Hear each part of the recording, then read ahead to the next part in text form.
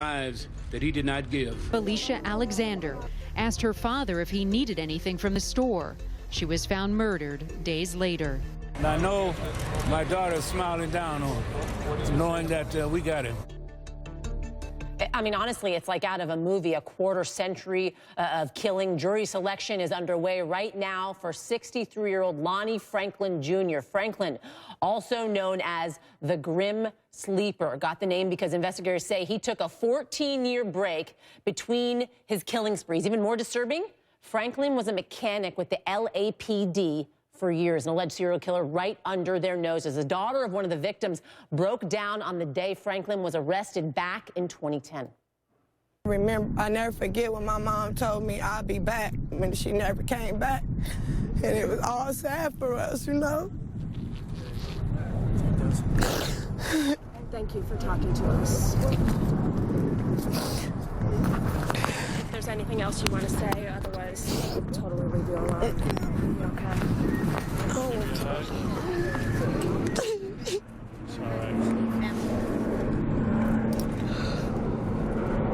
I just want you to have closure, okay, Kenny? I really do.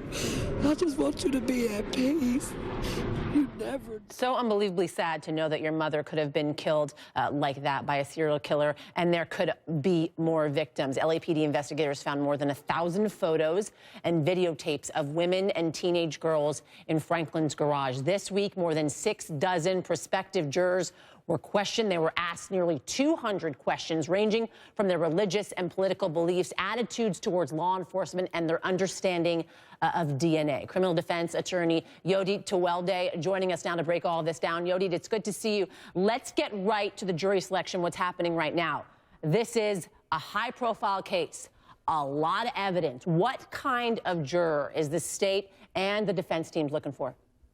Well, both sides obviously would want 12 fair and impartial jurors, individuals who can put their personal feelings, their personal beliefs aside and consider only the evidence and the facts presented in trial. Now, what the prosecution would want to challenge is a juror who is doubtful about the death penalty, and defense attorneys would want to challenge those who are so pro-death penalty that they can't be fair.